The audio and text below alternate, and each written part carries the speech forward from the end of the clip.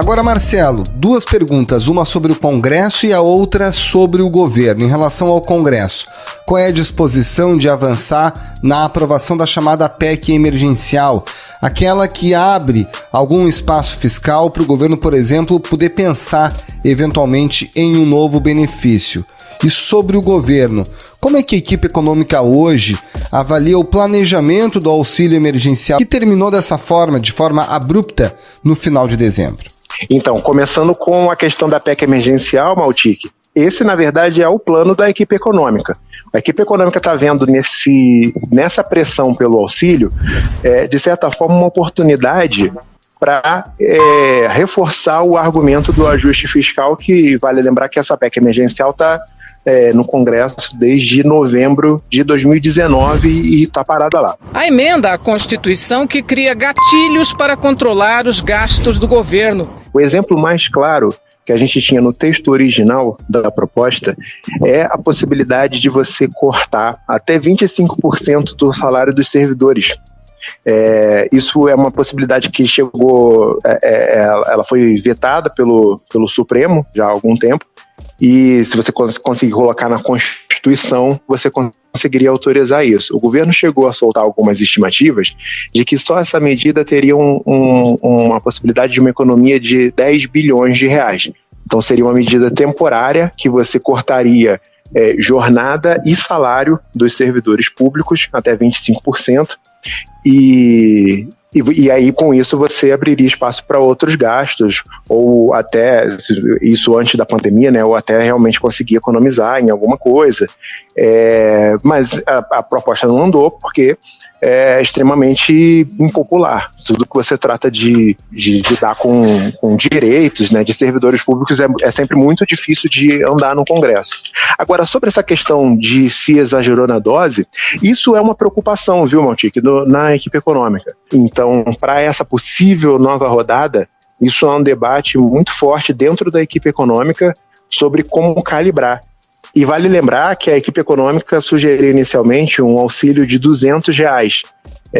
Esse valor foi baseado no que é pago, em média, ali, os beneficiários do Bolsa Família, que gira em torno de R$190, mas acabou sendo elevado na discussão, durante a discussão no Congresso. O Congresso aumentou o valor para 500 e o presidente Jair Bolsonaro, para, de certa forma, ter a palavra final sobre essa medida e acabar, de certa forma, faturando politicamente, acabou elevando para R$600. Aquele auxílio de R$600 por 3 meses, podendo chegar a R$1.200. Então, assim, tecnicamente, o ministro Paulo Guedes, os secretários sempre defenderam um valor menor, né? Então, até pegando carona nisso que você está falando, Marcelo, me corrija até se eu estiver errada. Por enquanto, a gente tem visto pressões e discussões a respeito de volta do auxílio muito mais no Congresso do que no Executivo, né? O ministro Paulo Guedes disse, até pode ter auxílio, mas aí tem que cortar em outro lugar. O presidente Bolsonaro disse que o auxílio não é aposentadoria, não é eterno. Então, por enquanto, não tem uma sinalização de que o governo esteja empenhado em retomar o auxílio emergencial. Isso vai acontecer, talvez, por pressão do Congresso depois das eleições para as presidências da Câmara e do Senado, né? Exatamente, Carol. E tem uma questão importante de se destacar aí, que você aprovar uma nova rodada de auxílio emergencial de, certa forma, você reconhecer que o isolamento social é necessário e de que a pandemia ela ainda está num estágio de gravidade. E que a gente sabe, por todas as declarações públicas, que é uma posição contrária à do presidente Jair Bolsonaro. Então, e lembrando que na primeira rodada o auxílio emergencial ele foi colocado justamente para isso, porque o trabalhador informal é aquela pessoa que que vende alguma coisa na rua ou presta algum serviço que você tem contato com outras pessoas. Então era a pessoa que ficou impossibilitada de conseguir sua renda e precisava de algum auxílio do governo para se manter isolado, não se contaminar com o coronavírus e também ter alguma forma de alívio financeiro. Então, além da questão fiscal, tem toda uma lógica de endossar que a pandemia está numa situação grave. E na equipe econômica, a leitura é a seguinte: apesar do número de mortes e de casos, o próprio ministro Paulo Guedes ter reconhecido que 1.000 mortes por dia é um número assustador, a equipe econômica vê que a senha, na verdade, o gatilho, digamos assim, para você entrar com uma nova rodada do auxílio emergencial é justamente novas medidas de isolamento mais pesado, né? Agora, Cássia, o que os economistas que não estão no governo, que não precisam convencer o presidente de que, de fato, a pandemia, infelizmente, continua por aí, na visão deles, qual é a melhor alternativa para garantir o mínimo de renda a essas pessoas que perderam o auxílio emergencial? O que se pensa é que se tem que manter o auxílio por mais algum tempo, até ou a pandemia se arrefecer um pouco, né? Você ter menos casos, menos mortes, menos contágio, e o mercado de trabalho se recuperar. Essas duas coisas estão muito ligadas, assim. Agora, o que todos falam, assim, até o próprio ministro Paulo Guedes já falou isso, é a vacinação, né? O Estado recebeu hoje quase 90 mil doses da Coronavac. Agora são 2 tipos de vacinas usados para a imunização contra a Covid-19 em Minas. A vacinação é que vai fazer as pessoas voltarem a trabalhar e aí a economia voltar a girar mais plenamente.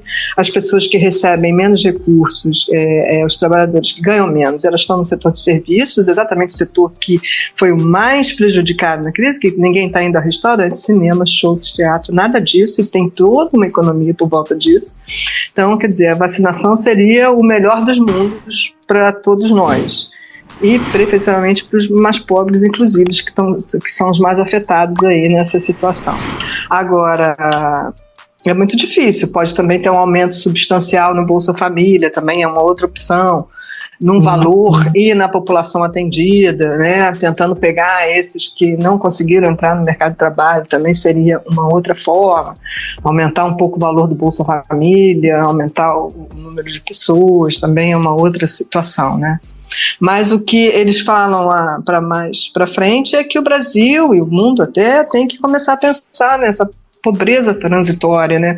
Que essas grandes crises ambientais e de pandemia de saúde podem se repetir, né? Então tem que se pensar desde já num programa para quando tiver as pessoas de repente perderem seus trabalhos e suas rendas, terem algum apoio do governo e isso ser feito de uma maneira mais organizada do que foi no auxílio, né, que foi vem para lá, vem para cá, não sabia para quem ia, foi para um monte de gente que não precisava e as poucas que precisava, assim, é isso que eles estão opinando, tentando ver como é que isso pode ser feito num orçamento que já não é um orçamento de guerra, onde se vai buscar espaço. Muita gente defende o que o Marcelo acabou de falar agora, de ter a PEC emergencial para você diminuir gasto com funcionalismo e aí você abre espaço para você dar mais auxílio. Outras pessoas já defendiam até no ano passado que tivesse uma unificação de programas e você tirasse de outros programas que atendem mais o trabalhador formal e passasse para esse. Então, ideias tem.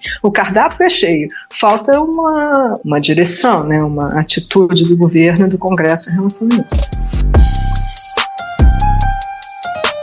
Cássia Almeida, Marcelo Correia, muito obrigada pela participação, bom trabalho para vocês. Valeu, Cássia, valeu, Marcelo, bom trabalho e até mais. Eu que agradeço, foi ótimo, obrigado a vocês. Obrigado, gente, sempre um prazer, tchau, tchau.